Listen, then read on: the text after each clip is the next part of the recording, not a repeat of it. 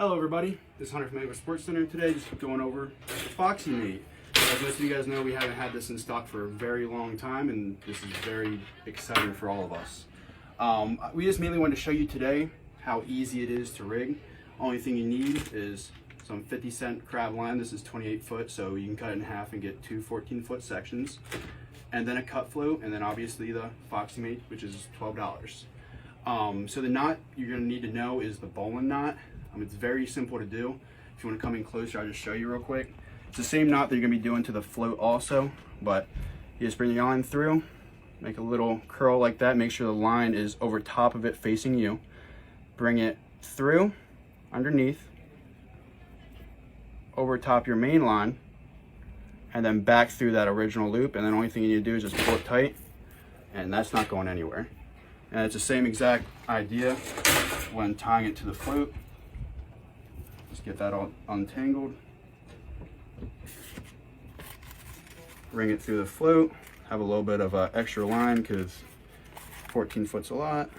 Bring it through again, underneath that main line. Back through, pull it tight, and that's going nowhere. And then all you can do is just ravel it up, get it nice and neat, and you'll be good to go. And Mike's gonna show you the ring crab trap now. That'd be great. So I feel like a couple things on the trap too that we didn't get to kind of go next level on these Foxy Mates. So I think our next video we're gonna have to show how we like to rig our bait clips and our bags in the video. That's a whole nother video because this is all too much exciting in its own. But I do feel like with all these traps, there are little tricks of the trade. So like this is exactly how you'd want to rig it. 14 feet is roughly the correct amount of line, but there are little things we can do too to make life easy, because once you start stacking up 30 of these things, it gets a little crazy. Oh yeah. So first thing is, get yourself a milk carton, because if you have a milk carton to set the first one into, the rest will stack easy. If not, throw a bungee cord around these things. Otherwise, you end up with a huge mess.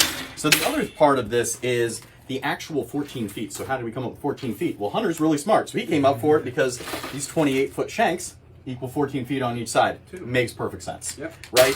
So the whole idea is that sometimes we crab deeper, sometimes we crab shallower. So if we're crabbing in 10 feet of water, you need at least 2 or 3 extra feet to account for waves, this and that, so you're not sinking your trap, it doesn't float away. I know I've lost tons of traps by having too short of line.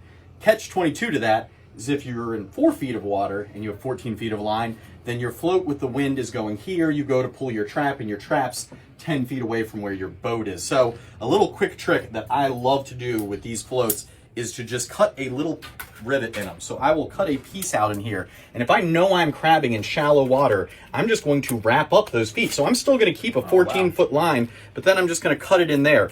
Then I've taken several feet off my line, and I usually would cut both sides to really make it stay in. But then you can adjust and do those. I 100% don't like having an 8-foot crab line because you would always end up needing more, but I do love using this trick. This is also great too for when you're done crabbing. Instead of having loose line that's gonna get tangled, just wrap her up on there, good to go. So yeah. I feel like that's my little trick-o-trade there. So ring traps I wanted to talk about anyway, because I used to be a big ring trapper, if that's a thing. I don't know if people are called ring trappers, but I want to be called one, or at least I did. So I would be rigging up the line the same way. So one of the great parts about both these is they come with loops on them, so you can rig the line the exact same way. So the big thing I found out with these ring traps are when you actually set these down the ground, if you watch the way this is going to lay down, what just happened? Well, what happened is my line is over top where my bait is. So if a crab comes on here and I pull it, it's gonna knock him off right there.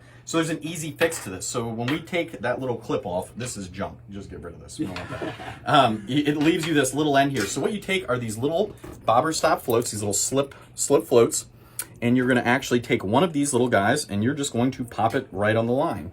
And hopefully this will work easy enough for me here.